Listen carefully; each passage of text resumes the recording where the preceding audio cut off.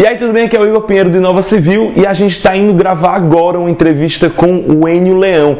O Enio, ele sabe muito sobre economia, sobre viabilidade de empreendimentos e a gente vai discutir um pouco mais da crise da engenharia civil, o que está acontecendo nesse nosso país que está tão turbulado em questões políticas e econômicas, e vamos entender quais são as atitudes que os engenheiros de agora, de 2019, devem fazer para superar qualquer barreira que possa aparecer aí em relação à economia. O Enio foi meu professor no curso de Conjuntura Econômica da Construção Civil, lá na Uniconstruir. A Uniconstruir é um braço educacional do Sinduscon, vale muito a pena conhecer os cursos de lá, tá o link na descrição. E vamos lá, que eu estou indo para o escritório agora do Enio e vamos fazer essa entrevista. Vamos lá.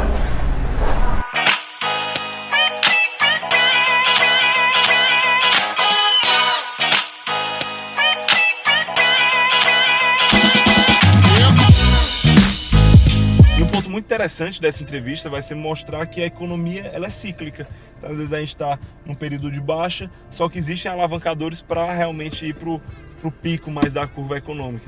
E sempre vai ter as horas de frear e de investir mais para qualquer empresário, para qualquer profissional.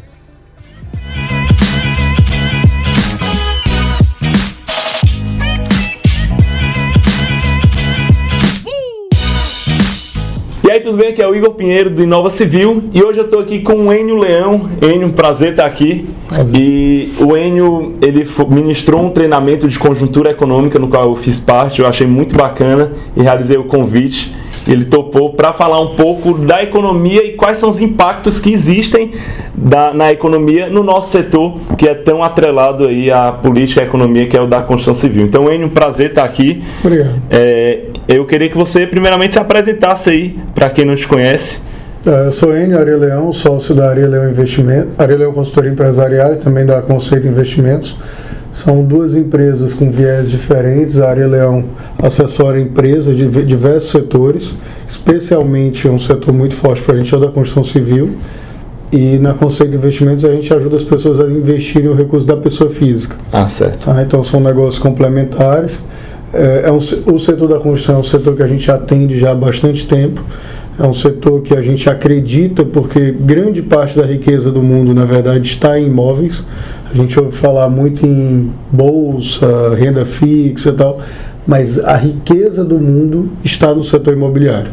Então, o setor imobiliário ele é vivo.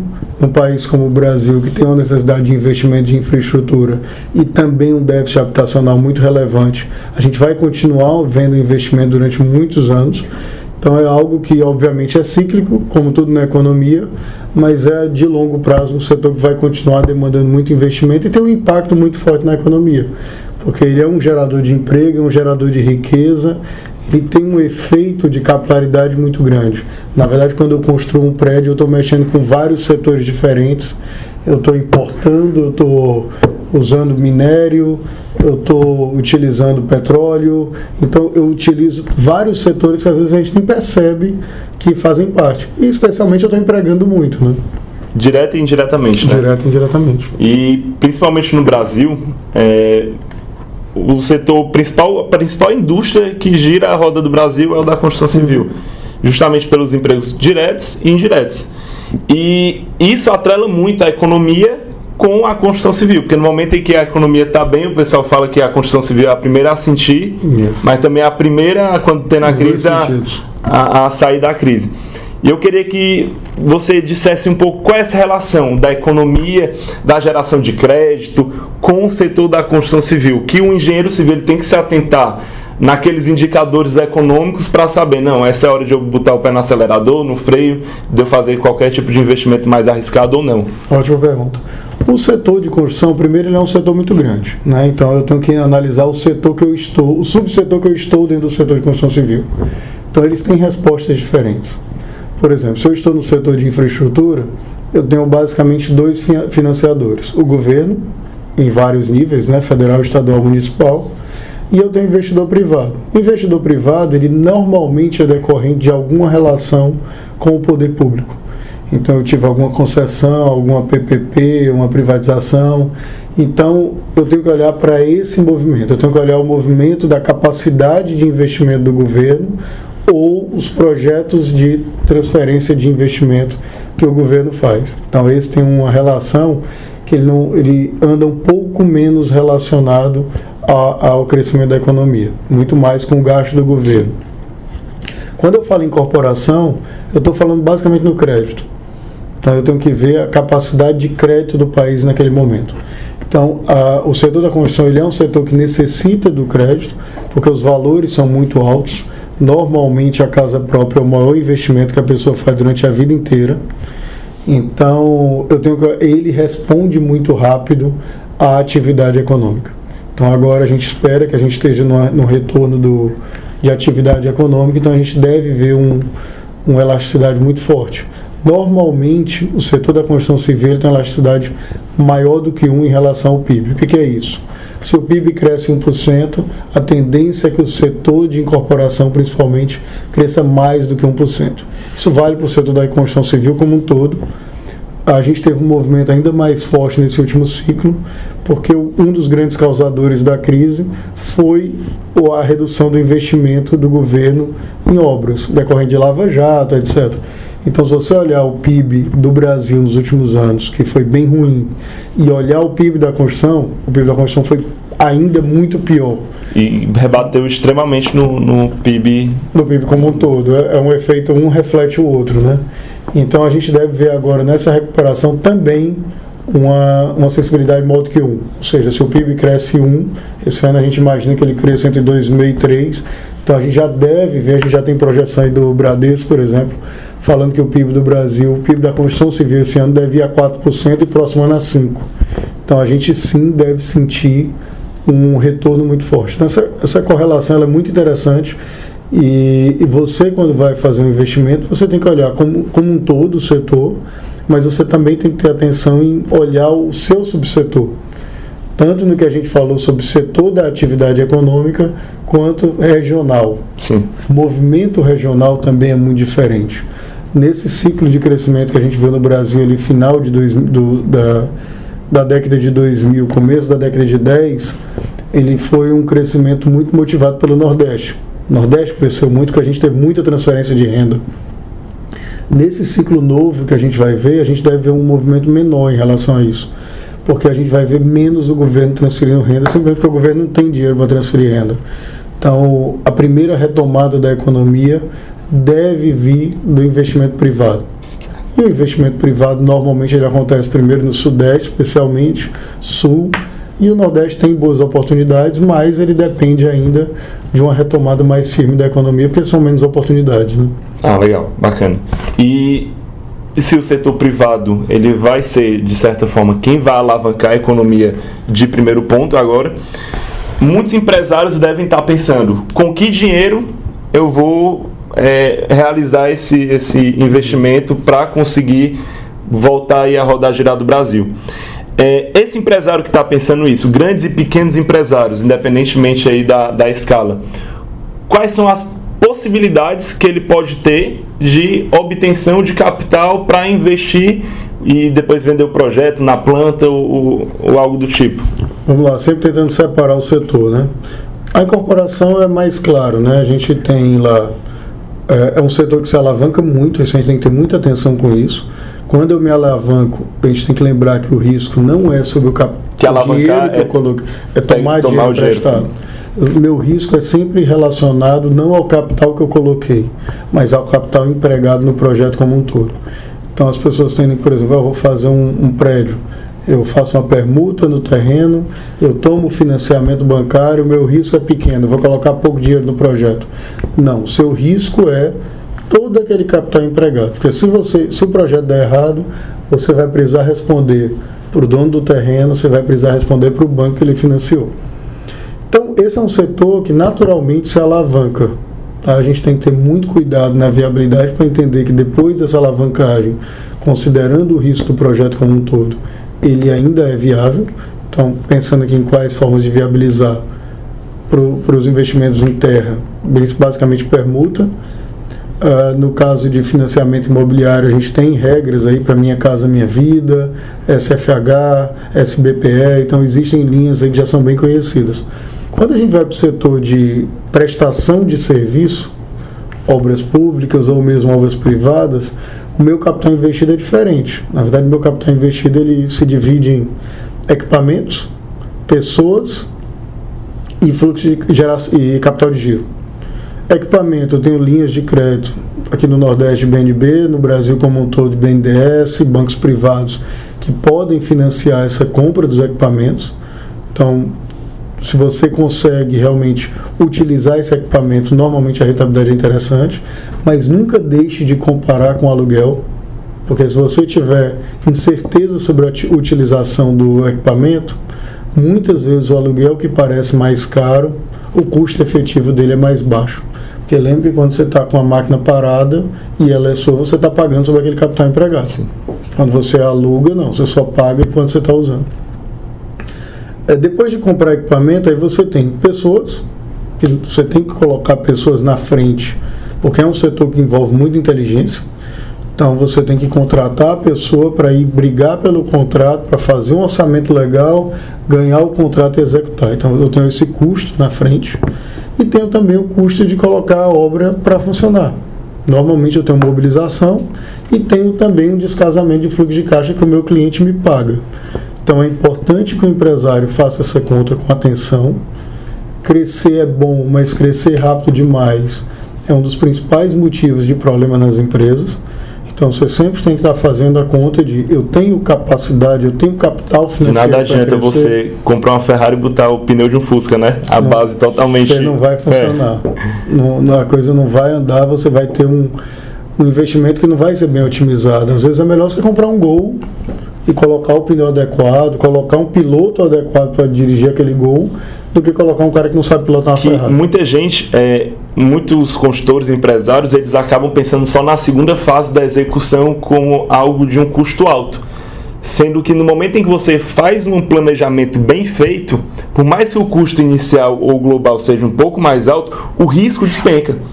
E em relação a investimento, que é um tipo de investimento, no momento em que você tem alto risco, você tem alto retorno. Mas é possível você quebrar um pouco essa proporção, diminuir muito o risco com um pouquinho a mais no capital, no planejamento, sabendo fazer o projeto, pegando consultoria, como aqui da sua empresa, para saber a viabilidade econômica e dos riscos que vão ter.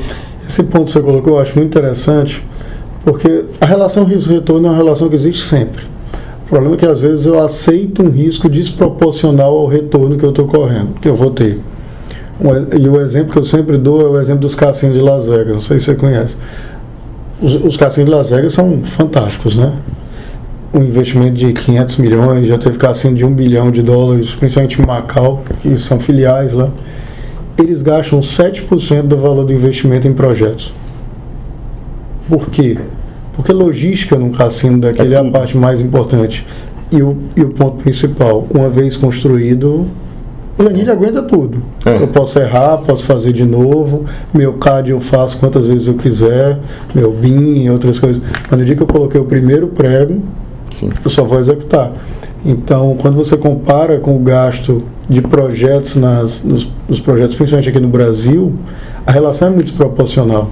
E você vê realmente que o benefício na operação depois é muito relevante, quando você faz um planejamento bem feito. É o que acontece muito assim, não generalizando, mas no exterior, em muitos países, eles possuem um tempo de execução da obra muito mais rápido, porque o planejamento já está extremamente minucioso lá, onde é que vai colocar cada entrada de material, cada saída, todo o percurso. É legal porque você fala com um público jovem e é um público que não viveu a hiperinflação. Sim.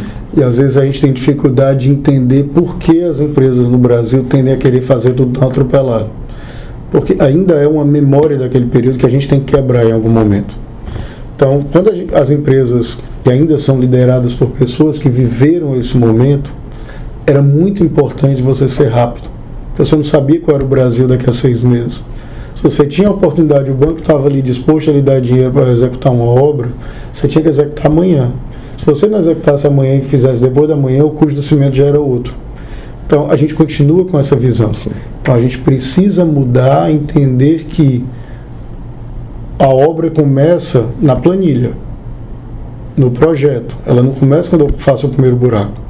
Então, isso que você colocou é muito importante. A gente precisa mudar isso e a gente tem uma tendência a fazer porque a gente sempre viu fazer daquela forma. Então o motivo é esse, é porque a gente não conseguia se planejar no Brasil. Não é mais a realidade de hoje. Hoje o que a gente tem no Brasil é ainda um juro muito alto, um custo de oportunidade muito alto, diferente de outros países, então a demora também se torna mais cara. E a gente tem uma questão que é do capitalismo, que é ciclo econômico. Não é um privilégio do Brasil. Então, quando você pensa em um projeto de incorporação imobiliária, você está falando de um negócio que vai demorar 7 anos.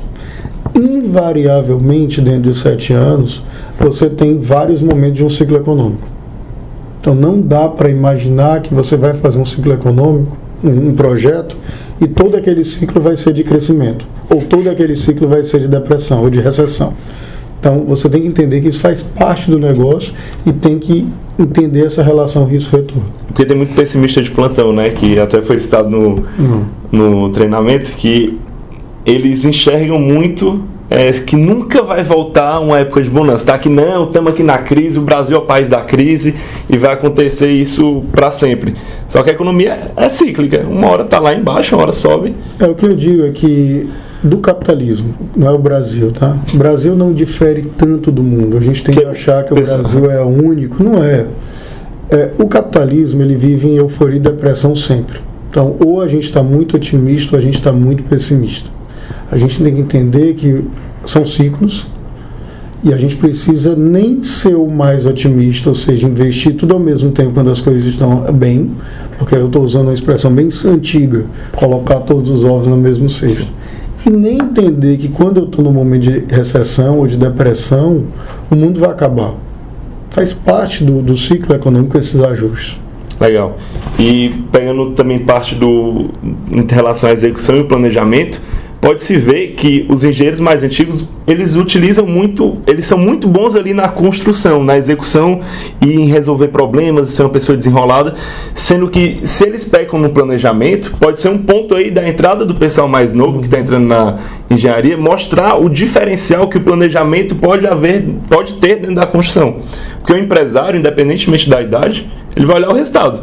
Se ele no papel está vendo que está ganhando mais dinheiro, ele não quer saber se é no planejamento, na construção.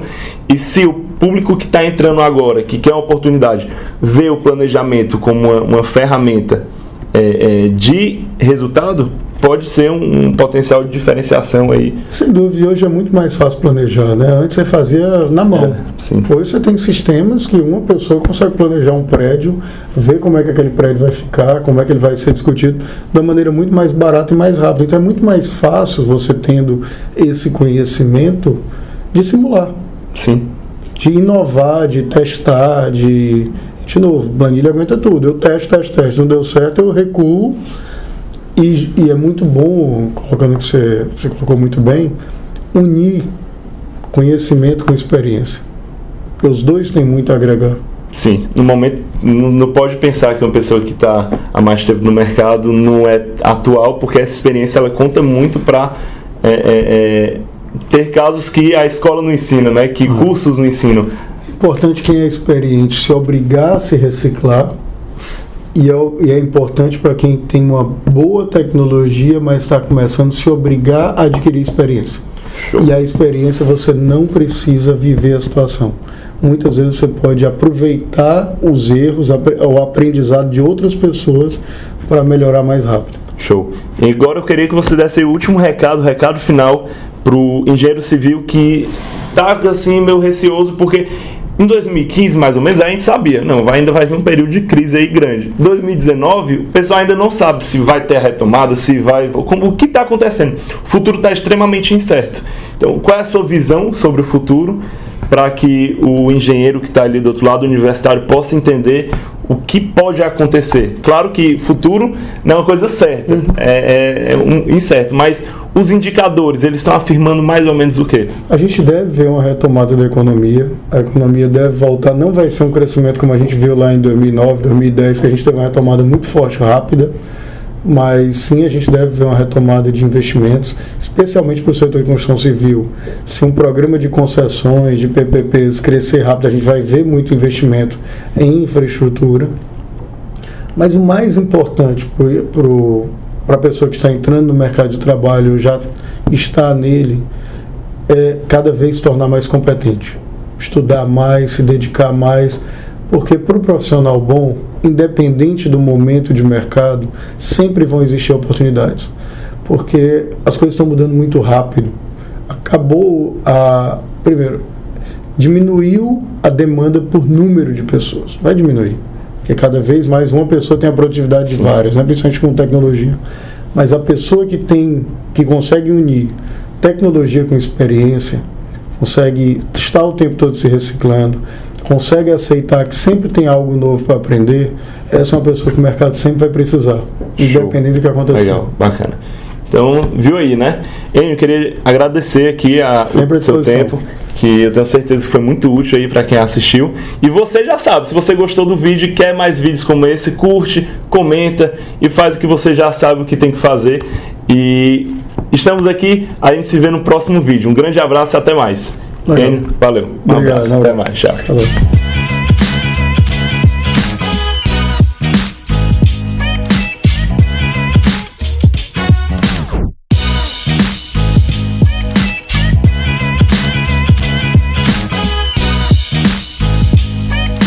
É muito importante a gente entender fatores externos da nossa profissão, da engenharia civil como um todo. Muita gente fica querendo aprender apenas engenharia, construção, e esquece de outras áreas. E outras áreas são muito importantes para você se tornar um engenheiro civil mais completo, mais analítico, que entenda melhor do mercado global como um todo. E a economia é algo muito interessante a ser estudado. E por isso que eu achei útil trazer esse conteúdo aqui para você. E se você gostou, não deixe de comentar para eu saber que você assistiu até o final, que vai ser muito bacana. Beleza? Então segue lá a gente no Instagram, @InovaCivil, e eu te vejo no próximo vídeo. Até mais, tchau!